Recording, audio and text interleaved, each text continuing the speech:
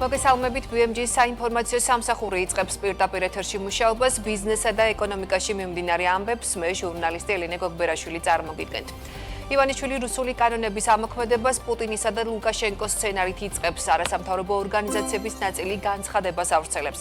NGO სექტორის წარმომადგენლები ამბობენ, რომ ანტიკორუფციული ბიურო სამართლებრივი საფუძვლების გარეშე მათგან ითხოვს მათი დაცვის ქვეშ მყოფი მოქალაქეების, წამების მსხვერპლების, ზალადობის მსხვერპლი ქალების, მოსწავლეების, სტუდენტების, მასწავლებლების, პენსიონერების, შიშუმ პირების, მეწარმეების, მამხილებლების, ჟურნალისტების, დამკვირვებლების, უკანონოდ თავისუფლებული საჯარო მოხელებისა და მათი ოჯახის წევრების პერსონალური ინფორმაციის გადაცემას. კერძოდ, ყველა იმ ადამიანის პირადი ნომრების, სახელების, გვარების, ფოტოსურათების, ფინანსური და საბანკო ინფორმაციისა და ჯანმრთელობის მდგომარეობის ინფორმაციის გადაცემას. ორგანიზაციები აცხადებენ, რომ არ აპირებენ მოქალაქეების ნდობის ღალატს, თუნდაც ამას მათი დევნა და დაპატიმრება მოჰყვეს. მივმართავთ სამართლებრივ გზებს ამ ბრძანებების წინააღმდეგ ჩვენთვის მათი მიზანი ცხადია. ივანიშვილი საქართველოში თავისუფალი სამოქალაქო საზოგადოების განადგურებას ცდილობს. ზუსტად ისე, როგორც ამას 1920-იან წლებში ბოლშევიკები, ბოლო დეკადაში კი პუტინის და ლუკაშენკოს რეჟიმები აკეთებდნენ, აცხადებენ ორგანიზაციები.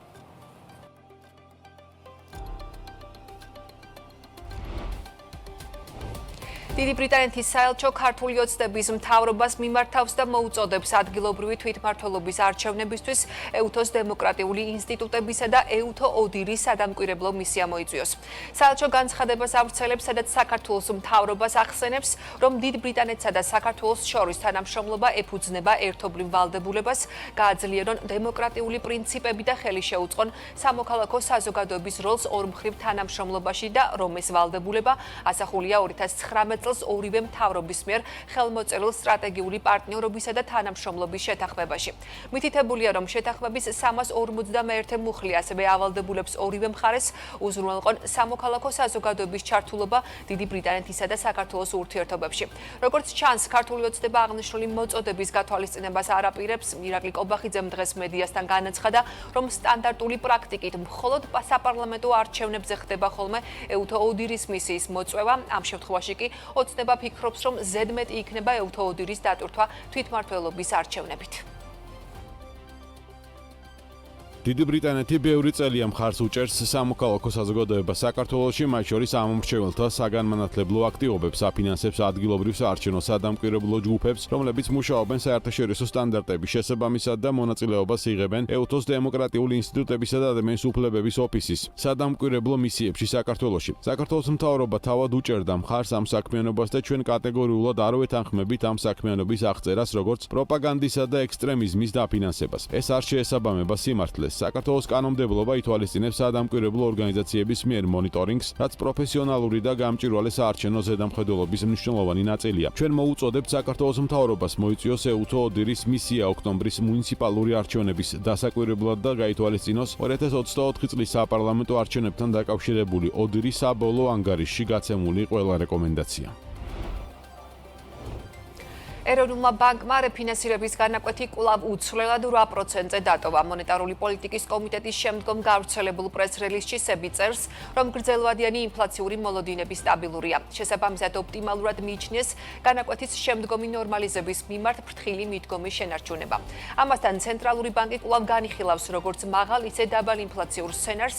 მაღალ ინფლაციურ სცენარში სები ყურადღებას ამახვილებს ახლო აღმოსავლეთში საომარი მოქმედებების შედეგად ნავთობის ფასების ზრდაზე და აცხადებს, რომ საერთაშორისო დონეზე ეკონომიკური ფრაგმენტაციის რისკები გამწვავდა. ეს კი თავის მხრივ მიწოდების ჯაჭვების გაუარესების და გლობალურად ინფლაციური გარემოს ჩამოყალიბების რისკებს აჩენს. მათი თქმით, ამ რისკების ხანგრძლივად რეალიზაციის ფონზე შესაძლოა მაღალი ინფლაციური სცენარები განვითარდეს, რომელიც მონეტარული პოლიტიკის განაკვეთის უფრო მაღალ ტრაექტორიას მოითხოვს, ვიდრე ცენტრალური სცენარი. თბილისის მერმა კახა კალაძემ დედაქალაქში ურბანული განვითარებისა და სატრანსპორტო პოლიტიკის მიმართულებით განხორციელებულ პროექტებზე ანგარიში წარადგინა. ღონისძიებას ქართული ოცნების პრემიერი და მინისტრთა კაბინეტის წევრები, ადგილობრივი ხელისუფლების და ბიზნეს სექტორის წარმომადგენლები, ასევე დარგის ექსპერტები ესწრებოდნენ. განვითარების და მშენებლობის წინააღმდეგი არავინ არ არის, პირიქით, ყველანაირად ხელს უწყობთ, აქ არის ბიზნეს სექტორის წარმომადგენლები და დაგვეთანხმებიან, მაგრამ რეკრეაციული სივრცეები, სპორტული მოედნები უნდა იყოს შენარჩუნებული და სამწუხაროდ ძალიან ძვირი გვიჯდება ასეთი სივრცეების გამოსყიდვა, რომ დაუბრუნოთ მუნიციპალიტეტს და დაუბრუნოთ თბილისს და თბილისელებს. ურბანული წესრიგის დაცვა ასევე ძალიან მნიშვნელოვანი მიმართულება არის, ამის გარეშე უბრალოდ შეუძლებელია ჩვენ რეგულაციები გავამკაცრეთ, გვაქვს ძალიან ისიერი რეაგირება დანაშაულებზე, რა თქმა უნდა ეს მომავალშიც გაგრძელდება. მულტიმოდალური ქუჩები, ეს არის ის სიახლე, რაც შევთავაზეთ დედაქალაქს, თავიდან იყო სკეპტიკური დამოკიდებულება, თუმცა ამის გარეშე წარმოუდგენელია. და მე მახსოვს, როდესაც ამ რეფორმის განხორციელებას ვიწყებდით, ჩართული გვყავდა და დღესაც ჩართული არის უცხოელი სპეციალისტები, პირველი კითხვა რაც დამისვეს როგორც დედაქალაქის მერს, ამ გადაწყვეტილებებში ხომ არ იქნებოდა პოლიტიკური დგენელი გათვალისწინებული. რადგან, როდესაც ასეთ მნიშვნელოვან რეფორმას ახორციელებ და სიახლეებს თავაზობ მოსახლეობას, ყოველთვის ჩნდება უკმაყოფილო ადამიანები და პოლიტიკოსები ყოველთვის ყოყმანობენ შემდეგ პროექტის ბოლომდე მიყვანაზე და მიდის დათმობები. ცხადია, ჩემი პასუხი იყო, რომ თუ ქალაქისთვის ეს მნიშვნელოვანია და გრძელვადიან პერსპექტივაში დადებითი სპონტანია, რა თქმა უნდა, დავიჭერდით სწორ პოზიციას და ეს ასეც მოხდა. კიდევ რა მიღწევებზე გაამახვილა ყურადღება კახაკალაძემ და რა პროგრესი აქვს ურბანული განვითარებისა და სატრანსპორტო პოლიტიკის მიმართულებით მუნიციპალიტეტს, ჩემი კოლეგა ანუკა ჯოხაძე ჩაგვაყენებს დეტალები საქმის კურსში შემდეგ გამოშვებებში. ნეტო აღრიცხვიდან ნეტო დარიცხვის სისტემამდე სემეკი საკანონმდებლო ცვლილებების შესაბამისად ნორმატიულ აქტებზე მუშაობს, რომელიც ელექტროენერგიის გამანაწილებელ ქსელზე მიერთებული მიკროსიმძლავრის ელექტროსადგურების ნეტო აღრიცხვის სისტემიდან ნეტო დარიცხვის სისტემაზე გადასვლის ვალდებულებას გულისხმობს. ნეტო აღრიცხვისგან განსხვავებით, რომელიც მომხმარებლებს აძლევს შესაძლებლობას გამოიყენონ ქსელში გადაცემული ჭარბი ელექტროენერგია მომავალი მოხმარებისთვის, ნეტო დარიცხვა გულისხმობს ქსელში მიწოდებული და მოხმარებული ელექტროენერგიის ცალ-ცალკე აღრიცხვას და ფინანსურ ანაზღაურებას. ანუ აქტიური მომხმარებელი იღებს ანაზღაურებას გამომუშავებული და ქსელში მიწოდებული ელექტროენერგიისთვის და ამასთანავე იხდის ქსელიდან მოხმარებული ელექტროენერგიის ღირებულებას.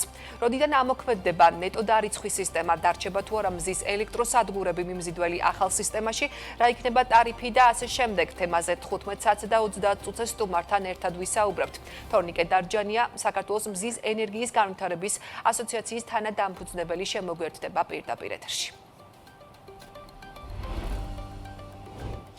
Netflix-ი ერთ-ერთ რეიტინგულ სერიალში Somebody Feel Pill მერვე სეზონის მეოთხე ეპიზოდი საქართველოს და ქართულ ღვინოს მიეძღვნება. ამის შესახებ ინფორმაციას ღვინის ეროვნული სააგენტო ავრცელებს. აღნიშნული სერიალის მერვე სეზონი Netflix-ის პლატფორმაზე 18 ივნისს გამოდის. გარემოს დაცვისა და სოფლის მეურნეობის სამინისტროს ღვინის ეროვნული სააგენტოს თანადაფინანსებით მეოთხე ეპიზოდის გადასაღებად Netflix-ის შემოქმედებითი ჯგუფი საქართველოში 2024 წლის შემოდგომაზე იმყოფებოდა. სერიალის Somebody Feel Pill კონცეფციიდან გამომდინარე ქართულ ღვინოსთან ერთად სერია ქართული გასტრონომიასაც მიეძღვნება. გადაღებები თბილისსა და კახეთში მიმდინარეობდა. ამერიკის შეერთებულ შტატებში ქართული ღვინის მარკეტინგულ კამპანიას ღვინის ეროვნული სააგენტო უმსხვილეს ამერიკულ მარკეტინგულ კომპანიასთან Collagen Partners-თან თანამშრომლობით ახორციელებს. 2025 წელს კომპანიასთან მედია კონტრაქტი $661,000 შეადგენს და ის სხვადასხვა მედიებში განთავსებებს მოიცავს. 2024 წელს კი კონტრაქტის ღირებულება $954,000 იყო.